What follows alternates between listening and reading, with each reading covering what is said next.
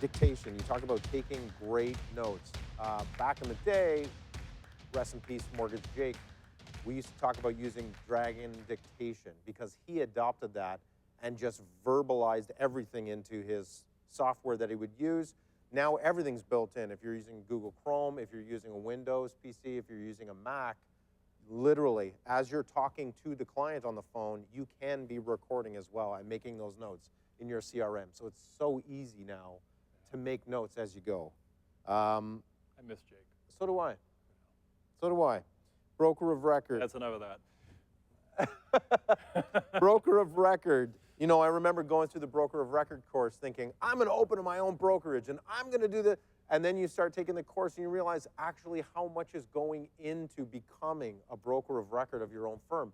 And I left that course, you know, writing the course and getting my broker designation. Nah, I'm good. I'm just going to do deals and let my broker of record handle all that stuff. Do you want all of that responsibility, right? Yeah. I feel like there we go. Yeah. A private lending, you know, Uncle Larry, I think, as you said, you know, I got $20,000 bucks. Can you put that out on the street?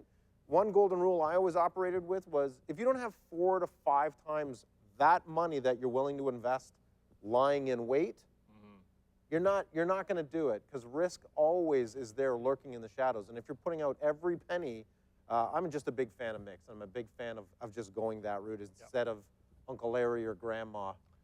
Yeah, I think your 5x math, it should probably be more like 25. Right, yeah. Really? Yeah. Because things happen. Well, look at the market from a year ago to today as far as valuations. That will have a bunch of people freaking out. Yep. But it's as I say, it's never, in my opinion, the majority of things that happen are never really malicious. The intent isn't so much that it's malicious as it's just life circumstance. So you know what? Uncle Larry, he lent out all that money. He went down to Mexico. He liked it so much he overstayed his health care exemption, and his insurance was 6 months. He stayed for an extra 2 weeks, and in that second week, past his health care exemption, had a jammer.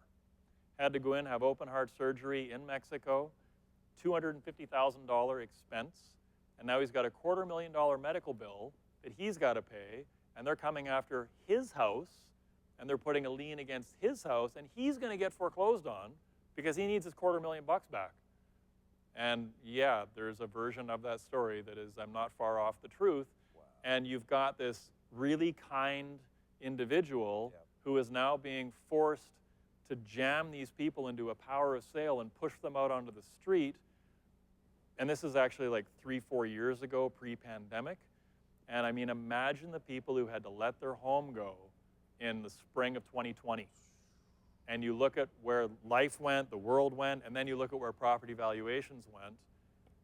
Brutal. Yeah. Brutal. Yep. And you're playing a role in that when you're, matchmaking somebody who might need that money back, can't afford to. I mean, here in BC, we have mix that have had the same mortgage out to the same clients for 8 years. Yep.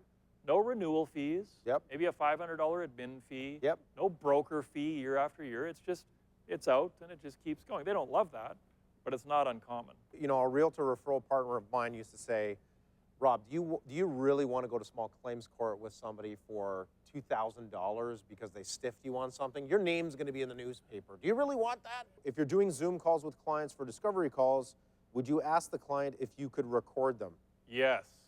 I mean, you have the technology, and just ask that question. If they say no or why or that's kind of weird, well, you just give them the spiel. Like it's actually, I think that was too much of a knee-jerk reaction on my part. Maybe. I don't know. Does opening call? I don't know. Do we want a record of that call? Maybe, maybe not. I think the beauty of Zoom is you can record it halfway through, right? If you start getting into that nitty-gritty, you can go, actually, Dustin, I think we're getting into some pretty detailed facts here. Can I hit record? And you can do it at that point. And then the follow-up question is, do I send a copy of that recording to my client? Because it's just us talking here, I would say no. Right. Unless they ask for it, you're not sending it to them because you never know what you're actually arming them with in the future down the road. You don't know where this transaction's going to go. Right. I think I'm going to take back my knee-jerk yes. I'm going to say I was actually more thinking of the commitment. walking through the commitment signing process, the documents, the compliance, the MPP. In particular, MPP is another hot trigger. You know, I've seen some things around that have just been mind-blowing. The broker taking the pen and putting the client's initials in the decline box. That didn't happen inside our brokerage. Didn't happen inside our brokerage. It was independent, but that was what they were trained to do. Wow. That was what they were trained to do. And the broker put the client's initials in their handwriting in the decline box, and guess how that story ends? Not well. It actually ended with a widow having a home mortgage-free. Oh, at the expense of? Well, the broker, Yeah. E&O insurance. Yeah. So, you know, but yeah. What do you recommend if a principal broker does not have your back? I mean, there's maybe some more context. Get one who does. There's some context there, but yeah, I would also agree. If where there's smoke, there's fire, right? I would assume. Inspired by Dustin, I wrote a check of $4,000 on my 4 to 5 file in first year, as I could not get the client's rate I promised them. There's that nasty P word. Yep. Promise. They had things in their credit report, even though they had a credit of 750 plus and a proposal settled 2 years ago. So yeah, I mean, the key That's takeaway: never say never, right? And don't promise. Yeah. Hey, I wrote a chapter, 4 words to forget, right? Assume, liar, promise, and sorry.